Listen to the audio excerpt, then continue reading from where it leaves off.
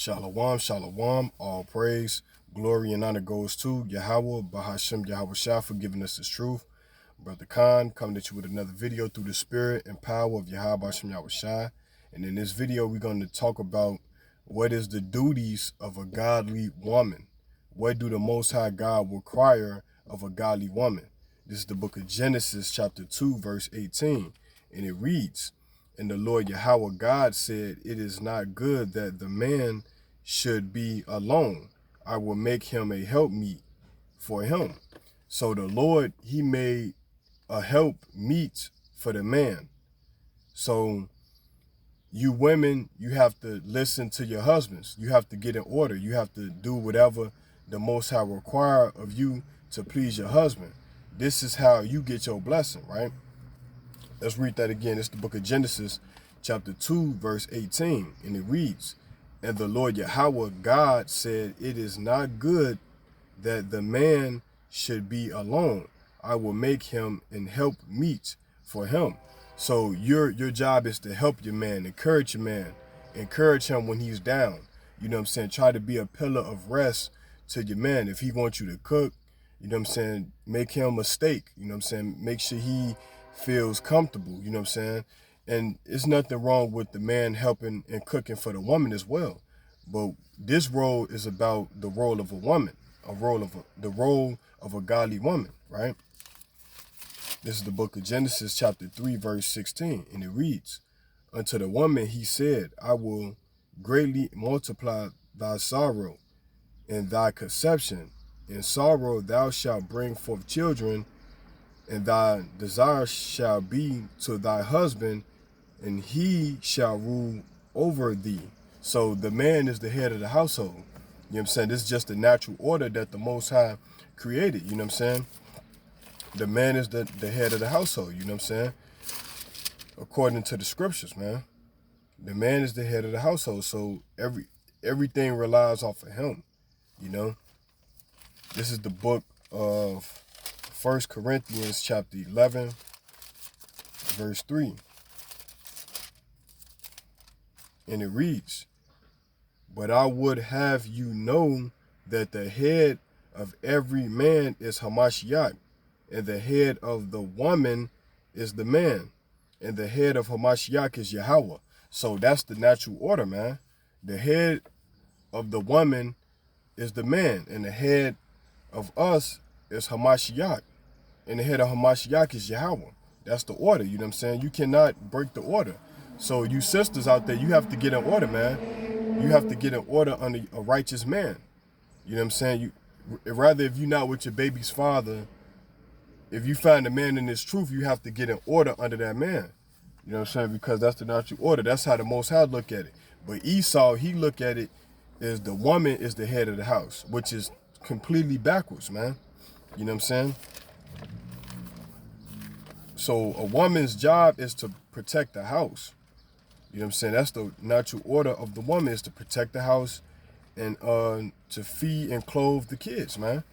This is the book of Proverbs, chapter 31, verse 3, and it reads, "Give not thy strength unto Salakia, give not thy strength unto women, know thy ways to that which destroyeth kings," man. So don't give your strength to a wicked woman, man. You know what I'm saying? Don't give your strength to a wicked woman. Give your strength to the Most High, and He gonna send you a godly woman, man. Let me get that again. It's the book of Proverbs, chapter 31, verse 3. It said, "Give not thy strength unto women, nor thy ways to that which destroyeth kings." So the ways of the typical black man, the ways of the typical black man here in America, you know what I'm saying, destroy themselves. They destroy themselves. And they are kings, man. You so-called blacks, Latinos, and Native American Indians, man. You are kings, man. You know, so don't give your strength to a wicked woman. Give your strength to the Most High, and He gonna send you a righteous woman, man. So with that, I'm gonna jump down to verse 20. Proverbs chapter 31, verse 20. This is the duty of a godly woman. It's saying, "She stretcheth out her hand to the poor. Yea, she reacheth forth her hands to the needy," man. So she might meet a man that's down on his luck, you know what I'm saying? A man that's down on his luck, he might not have things here in Babylon. You know what I'm saying? He might not be rich. He might not have a job. But she stretch her hand out to that poor man, you know what I'm saying, and she become one with him. She become one flesh. And, you know what I'm saying, she make him a better man, you know what I'm saying, by helping him get a job and helping him help provide for the family, you know what I'm saying. This is the job of a godly woman, you know what I'm saying. Let's read that again. Proverbs 31 verse 20, and it say, she stretcheth out her hand to the poor, yea, she reacheth forth her hands to the needy. So brothers in this truth might have been locked up, convicted felons. They meet a woman in the truth that's a godly woman, and she helps nourish their mind, you know what I'm saying. She helps bring them into a safe haven, man. And then they believe in the truth and they keep the commandments of the Most High. This is God's work. This is the works of the Most High, Yahawah. You know what I'm saying? So this is what the sister's supposed to be doing. You're not supposed to be juicing the man, taking all his money, because you're the helpmeet. You're the helpmeet. You're the helpmate. You know what I'm saying? You're not supposed to be just taking the man's money and, you know what I'm saying, having him look foolish and stuff like that. You're supposed to help the man. If you with him, if you laying down with him, you know what I'm saying, if you laying down with that man, then, you know what I'm saying, you got to help that man out. And he has to help you too. You know what I'm saying? This is a two-way street. But the man is the head of the household, you know. So with that, let's read the next verse, 21, and it reads, she is not afraid of the snow. So she is not afraid of the snow, afraid to walk in the snow. You know what I'm saying? For her household, for all her household are clothed with scarlet, man. So she know how to sew, she know how to make garments. You see what I'm saying? She know how to buy clothing for her kids. This is what the woman is supposed to do. Let's read that again. It say, she is not afraid of the snow for her household. For all her household are clothed with scarlet. You see what I'm saying? So they clothed with scarlet, man. They well set. You know what I'm saying? They're not wanting for anything. You know what I'm saying? And then, you know, she know how to get down in the kitchen, because our ancient foremothers, they was fine. You know what I'm saying? Deborah, sister Deborah, you know what I'm saying?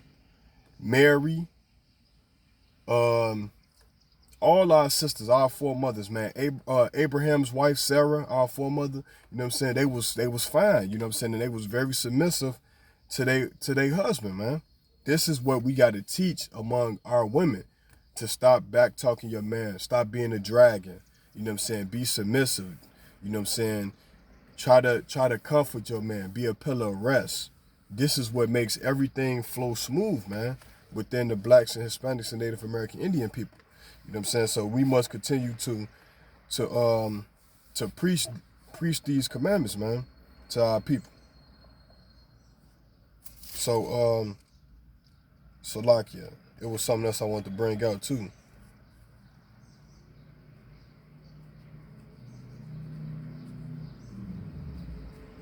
Let me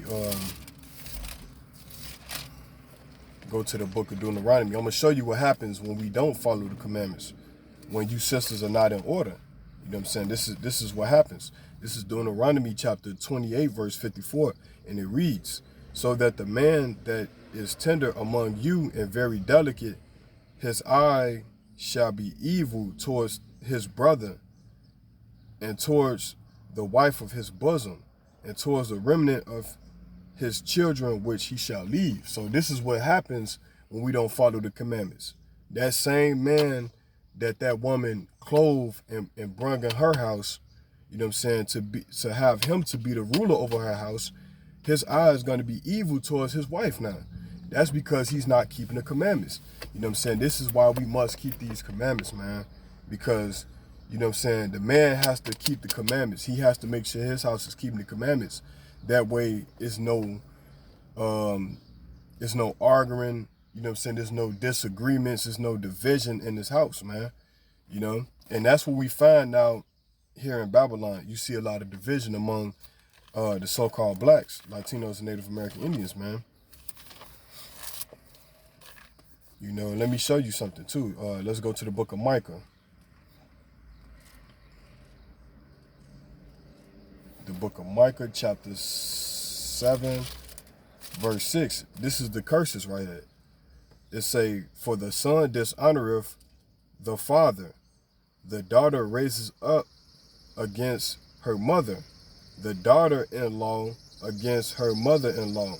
A man's enemies are the men of his own house. So if they not keeping the commandments, if the woman is not keeping the commandments and the man is not keeping the commandments, then there's going to be division, man. You know what I'm saying? There's going to be all chaos up in that household. So the duties of a godly woman is to be submissive to her man and keep the commandments. That's the whole duty of a woman of God, man. You're not supposed to be bickering back to your husband. Whatever he say, it goes, man. Let's go back to 1 Corinthians chapter 11, verse 3. Let's go back to that.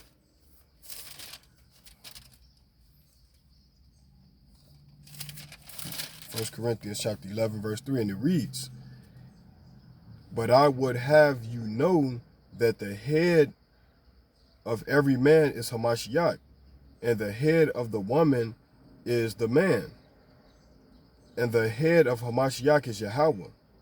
So that's what you got. You know what I'm saying? That's what the scriptures say, you know?